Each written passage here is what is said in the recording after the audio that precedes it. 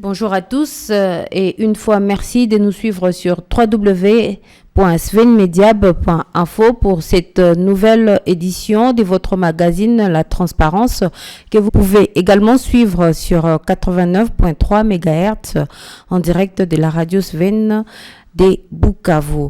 Aujourd'hui, pour cette nouvelle édition, nous avons comme invité Monsieur Juvenal Louchoulé. Bonjour Monsieur Juvenal. Bonjour Madame. Vous êtes délégué de la composante philanthropique, humanitaire et caritative de la société civile du Sud Kivu. Oui, je suis délégué de cette composante parce que le bureau de coordination de la société civile a 14 composantes et celle dont je représente ou je dirige, elle est parmi ces 14 composantes, c'est la composante philanthropique, humanitaire et caritative. Et avec vous, nous allons aborder la question de l'enclavement de la ville de Bukavu. Tout le monde est sans ignorer que cette ville de Bukavu est pratiquement coupée de ses 8 territoires. Pourquoi ? Parce que toutes les routes ne sont plus praticables. Monsieur Juvenal Louchoulé, vous, à votre niveau de la société civile, qu'est-ce que vous faites pour que finalement cette situation s'arrange ? Merci. Qu'est-ce que nous faisons ? D'abord, pour cet enclavement de la ville de Bukavu, nous regrettons parce que, vous savez, le bureau de coordination de la société civile a un fardeau de la population. Et la population, le fardeau de la population que nous avons, ce n'est pas seulement la population de Bukavu, c'est toute la province du Sud Kivu, parce que nous sommes un bureau provincial. Mais quand nous, comme bureau de coordination, nous sommes coupés de notre population, c'est vraiment une situation une situation regrettable, une situation qui nous met en difficulté. Malheureusement, comme nous le constatons, la ville de Bukavu est coupée de tous les territoires de la province du Sud Kivu. C'est la population qui observe ça. C'est la population qui est consciente. Mais les autorités qui nous dirigent, on est en train de se poser la question, est-ce que nous avons encore les dirigeants? Est-ce qu'encore nous avons les autorités? Vous savez, madame, les bureaux de coordination, notre devise, nous travaillons sur 3 P. P comme proximité, P comme partenariat, P comme pression. Proximité parce que nous devons être en proximité avec notre population. Mais quand les bureaux de coordination, quand la ville est coupée de cette population, on ne sait plus atteindre la population. Le deuxième P, le partenariat. Nous devons collaborer avec les autorités. La société civile n'est pas ennemie, n'est pas rebelle, n'est pas opposant au gouvernement. Mais quand il faut collaborer pour le bien-être de la population, pour le développement de notre province, nous devons engager des partenariats avec le gouvernement. Et le troisième P qui est pression, c'est quand nous voyons ces partenariats, ces collaborations que les bureaux pouvaient engager avec ou nouer avec les autorités, avec les gouvernements, n'est pas respecté par ces derniers. C'est là que nous mettons pression pour que la population ait ses droits. Maintenant, par rapport à cet enclavement de la ville de Bukavu au territoire, ce n'est pas seulement les territoires qui sont coupés de la ville de Bukavu ou la ville de Bukavu coupée de territoire. Même à l'intérieur de la ville de Bukavu, il est difficile d'accéder de quitter d'une commune à une autre. Je peux vous citer par exemple, il y a la route industrielle. Quand vous montez de la place de l'Indépendance vers Kadutu en passant par l'industriel, c'est vraiment impraticable. Quand vous arrivez au niveau de l'industrie, vous pouvez vous poser la question si vous êtes en ville ou vous êtes dans un milieu urbano-rural ou quoi. Alors, c'est vraiment regrettable. Vous quittez Bralima vers Kacha, c'est tout un problème. Vous montez vers Chimpunda, Onel Chimpunda, casse-tête. Hier, pas plus que hier même, il y a eu un problème d'accessibilité vers Place de l'Indépendance, vers SOS, où même l'autorité provinciale a été en difficulté parce qu'il voulait se rendre vers Mwenga, depuis le matin jusqu'à 11h même. Lui-même a vécu les réalités. Il a vécu les réalités, mais est-ce que ces réalités qu'il a vécues l'ont interpellé? On ne sait pas. Il est difficile de faire Chiriri à l'hôpital. D'abord, c'est en ville là-bas. C'est là que nous, au niveau du bureau de coordination de la société civile, on se pose la question, est-ce que l'exécutif provincial, on peut encore l'appeler gouverneur de province ou gouverneur de la commune ou de la ville? Parce que lui-même ne sait plus accéder à ces territoires. Hier, il voulait faire Mwenga, mais il n'a même pas fait Walungu. Parce que traverser Bukavu vers Walungu, il fallait faire d'abord Kabare. Mais ça a été difficile. Quand vous voulez faire Uvira, c'est tout un problème. Vous voulez faire Bunyakiri en passant par Miti, Bunyakiri, Hombo. Personne ne peut accéder. Même un motard, vous voulez même aller voyager en moto, c'est tout un problème, vous ne pouvez pas. Les routes ne sont plus délabrées, mais sont devenues impraticables. Si c'était délabré, on pouvait quand même traverser. Impraticable. La seule voie qui nous reste, madame, c'est les ports vers Idjui, parce qu'au moins là, on peut atteindre Idjui facilement. C'est un territoire qu'on peut atteindre parce que c'est le lac. Mais aussi, les autres territoires, c'est vraiment impossible. Mais nous, on est en train de se poser la question. Est-ce que nous avons la conscience?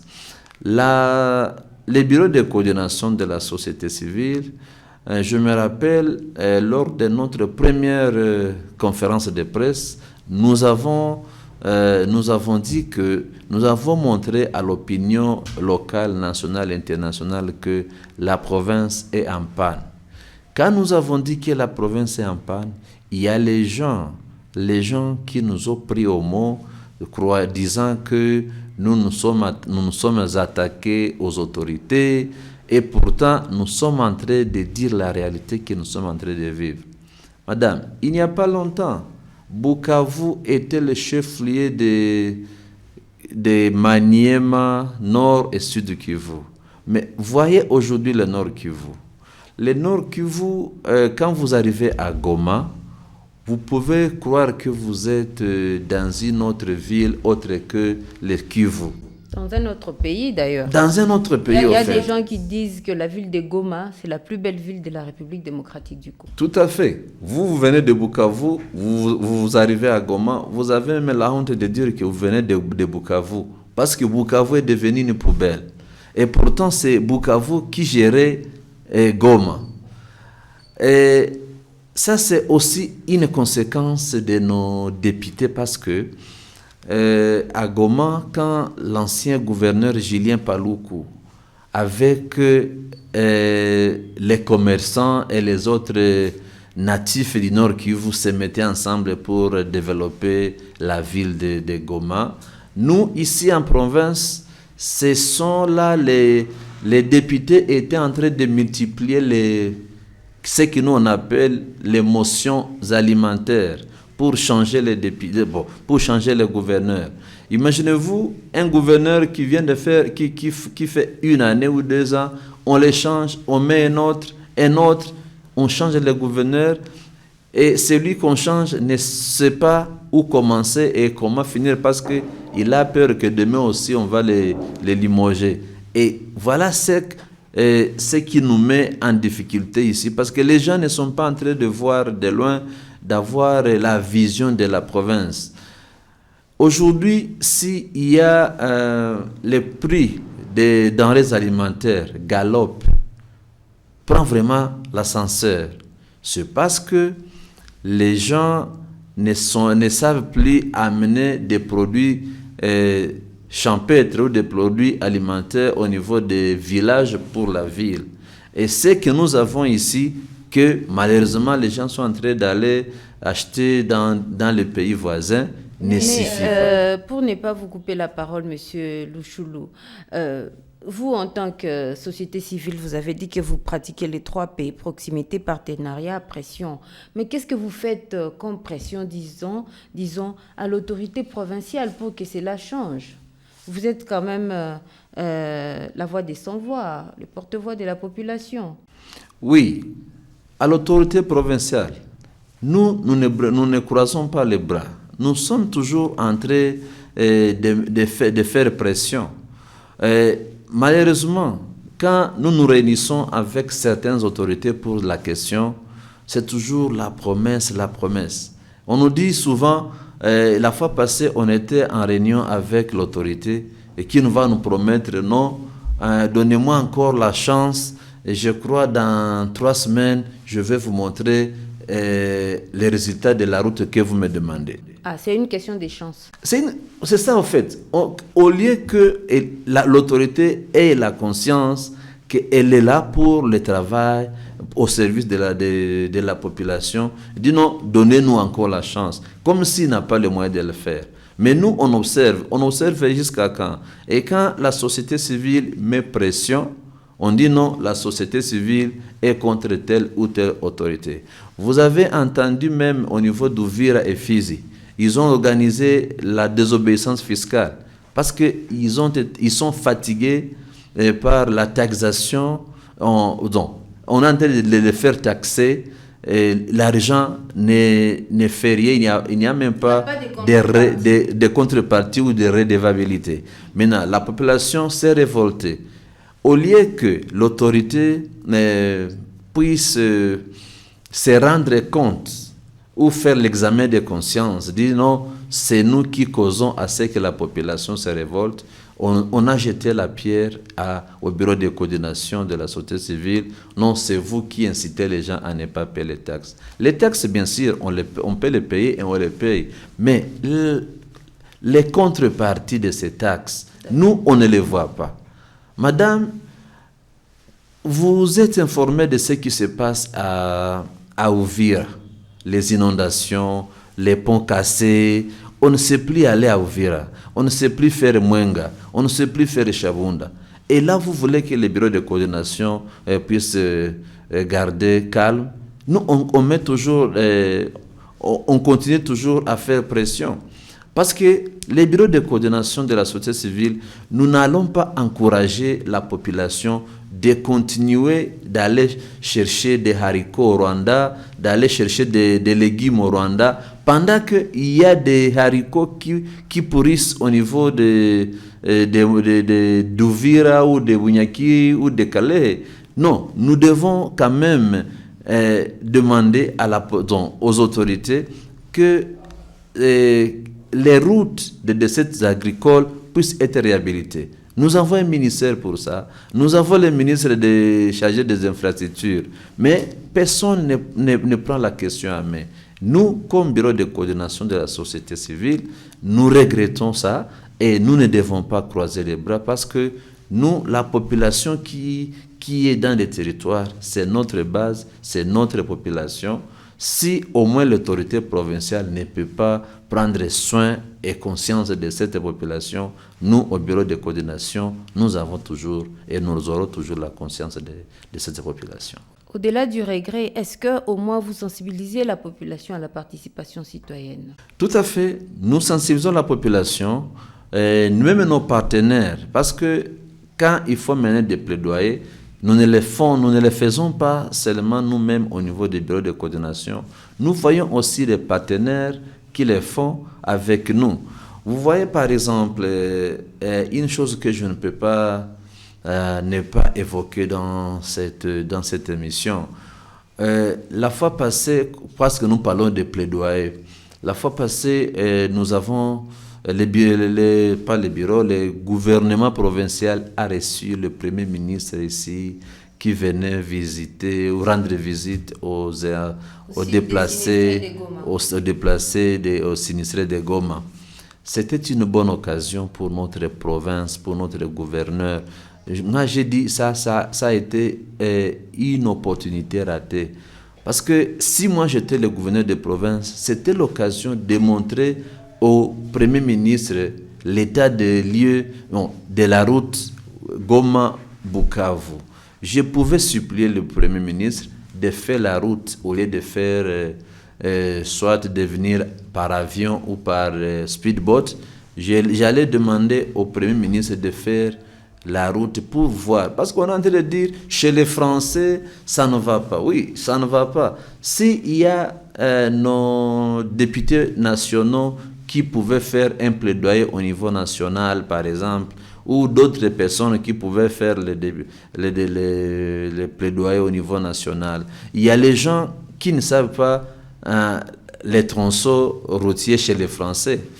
Alors, mais si le Premier ministre lui-même avait foulé son pied là-bas, dans le Conseil des ministres, lui-même pouvait dire, j'avais eu l'occasion de palper les doigts, de regarder moi-même la condition de cette route. Peut-être que au niveau national, quelque chose pouvait se faire.